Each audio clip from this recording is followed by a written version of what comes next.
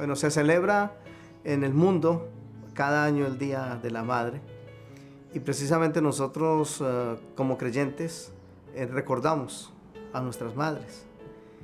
Y de hecho, una de las principales figuras femeninas de la Biblia es María, la Madre de Jesús. Y es figura prominente por varias razones. La primera, el hecho mismo de que Dios se haya fijado en ella, nos habla de que había, por así decirlo, algún atractivo en ella. De alguna manera había alguna diferencia con otras mujeres vírgenes, pero Dios puso su ojo sobre ella. ¿Y por qué llama la atención? Porque en ese contexto de judío, que una mujer quedara en embarazo sin haberse casado, era una situación tremenda a nivel de su comunidad religiosa.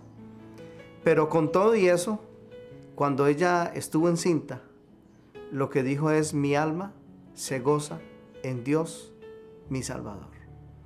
Ella misma está reconociendo que el fruto del vientre que hay en ella es fruto de Dios en ella. Y ella, en vez de haberse avergonzado, lo que hizo fue exclamó alabanzas a Dios por ese hecho. Ya ella, como madre, recordamos que ya Jesús ha crecido y estando en unas bodas de Caná de Galilea, la escritura menciona en el Evangelio de Juan capítulo 2 que la madre se le acerca a Jesús y le dice: el vino se acabó y el maestresala ya no tiene más vino, ¿qué hacemos? Y la respuesta del Señor le habla acerca de cierto afán que ella tiene, pero donde Él le dice que no, que Él va a tomar el control del asunto porque Él es el Señor. Dice: yo voy a tomar el control y cambia el agua en vino. Y cuando, antes de ese hecho mismo, los invitados y todos los que están allí, el maestresala, el señor de casa, le dicen a María, la madre de Jesús: ¿qué hacemos? Y la respuesta de María es: hagan lo que Él les diga.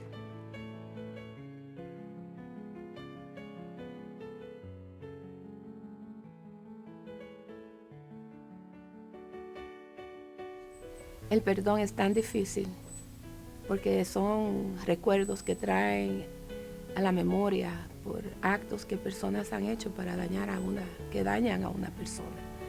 El perdón es algo que es difícil de lograr, pero gracias a Dios que Él nos ayuda en esa área.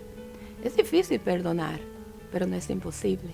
Y gracias a Dios que Él fue el primero que nos perdonó a nosotros.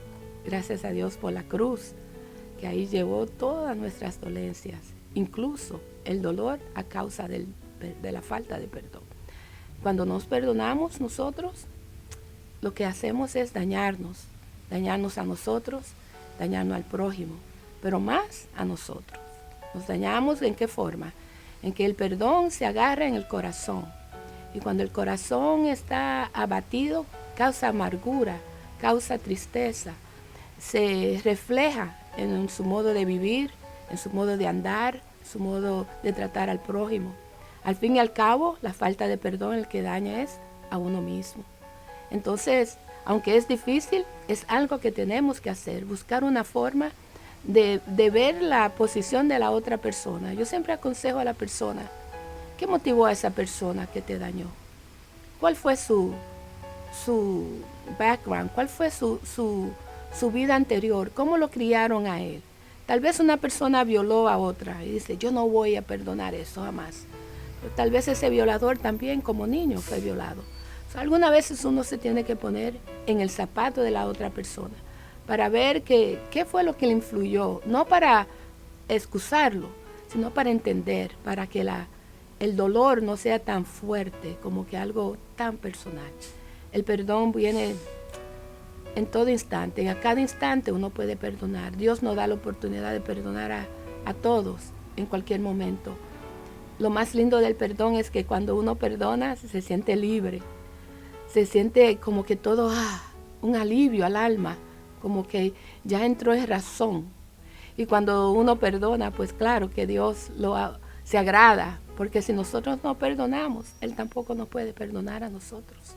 Por entonces, cuando uno comienza a tratar a la gente y a comenzar a hablar y a dialogar y a hablar con otras personas que tal vez han pasado lo mismo que uno entiende entonces que uno no fue la sola víctima. Algunas veces uno se siente como víctima.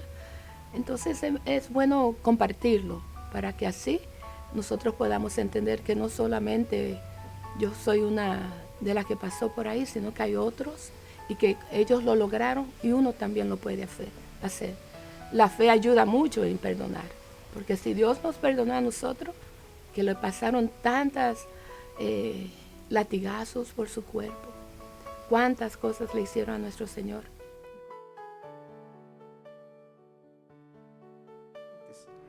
Porque si alguien era esclavo antes de Jesús, era la mujer. Y el Señor, al venir, volvió a la mujer al estado original que le había dado desde la creación.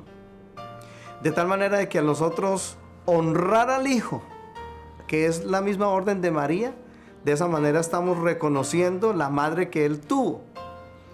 Y en la escena de la cruz del Calvario hay otro hecho muy importante, y es que estando Jesús allí en la cruz, recordemos las palabras cuando está María al lado de Juan y le dice, mujer, he ahí a tu hijo, y a Juan le dice, hijo, he ahí a tu madre. Está con eso el Señor mismo diciendo que Él, a pesar de estar en su lecho de muerte, está dando una orden de protección para que Juan cuide de la madre de Él. Y ahí mismo en ese hecho se está demostrando que el Señor es el Salvador de ella. Repito, es el que le provee a alguien que le sustente, en el caso de Juan, para el resto de la vida que le queda a María.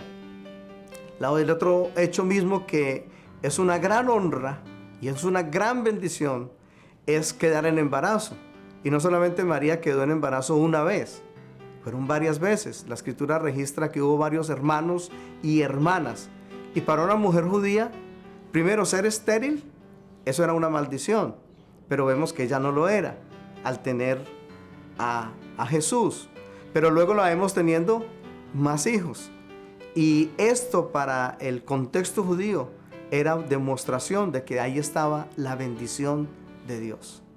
De tal manera de que el mismo Señor nos está invitando a nosotros a hacer canales de bendición para nuestras madres. Siempre la Escritura registra como un mandamiento: honra a tu padre y a tu madre para que te vaya bien y seas de larga vida sobre la tierra. Y esto fue lo que hizo el Señor al dejar en Juan la responsabilidad sobre María. De tal manera de que nosotros adoramos al Señor de María, adoramos al Salvador de María, adoramos al Dios de María, quien es el Señor Jesús.